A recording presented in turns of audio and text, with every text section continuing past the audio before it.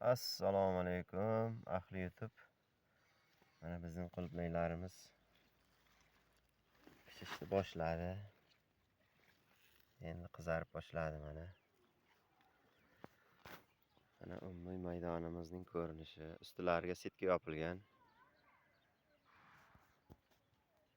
Italyanskiy Cleri navli qulupnayimiz. Qulupnaylarimiz mana. Hosildorligi mana bir tekis hammasi. Juda yaxshi, Xudoga shukr. Hosildorliklari.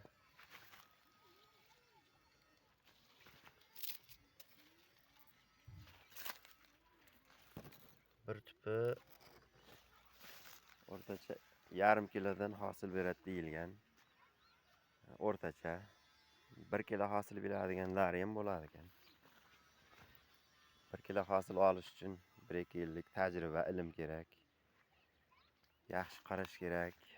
Suvi to'g'ri tushib, yaxshi oziqalarni bersa 1 kilo hosildan olish mumkin bir tupidan. Bizda ham bu yil Xudoga shukr, mashalloh, hosildorligi juda yuqori.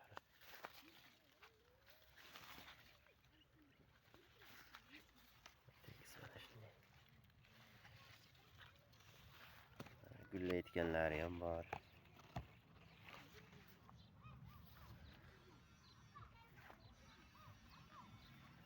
Bu tarafiga quyosh yaxshi tushmaydi. Bu tarafi sal orqaroqda. Pishganlari bitta-ikkita endi qizarib boshlagan. Bu tomonidan video qilsak, bu tomonda qizarganlari ko'p. Bu tarafiga quyosh sal ko'proq tushadi.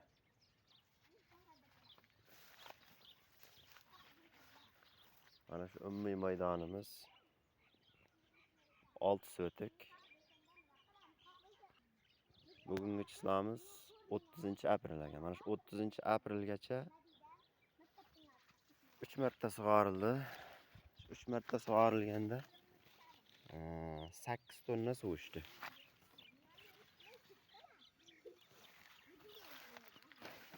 Tomchilatma orqali qo'y go'ngidan sharbat qilib berdik. Vitaminlarni berdik.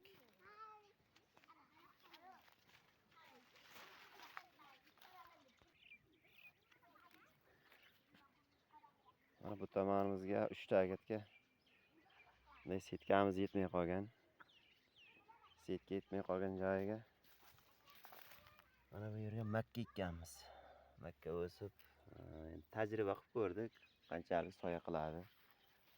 Ko'ramiz. Oqsalafandagilar Albion. Oqsalafanga Albion ekan.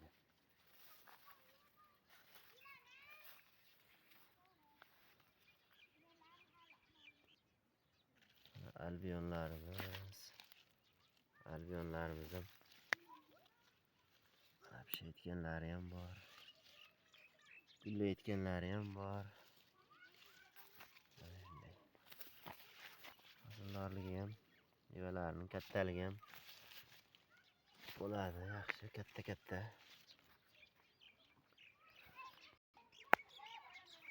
Mana bu koreyskiy solixan ochiq dalada bizda unchalik bo'lmadi. Endi ba'zi joylarda qanday bo'ladi?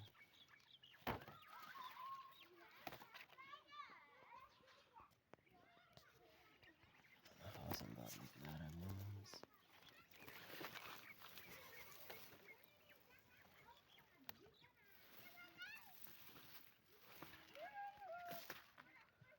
Ajoyib.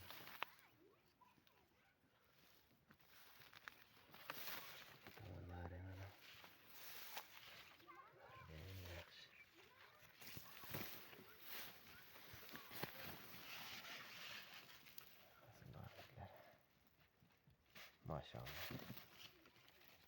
Juda ajoyib.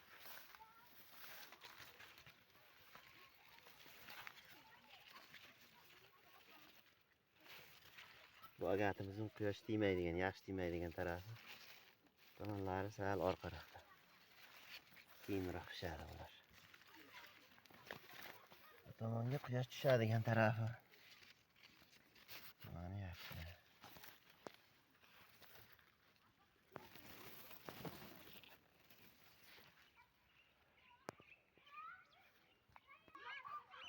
Mana umumiy maydonimiz, ko'rinish. Mana shunday. Manzil Surxondaryo viloyati Oltinsoy tumani Chinor mahallasi. Salomat bo'linglar.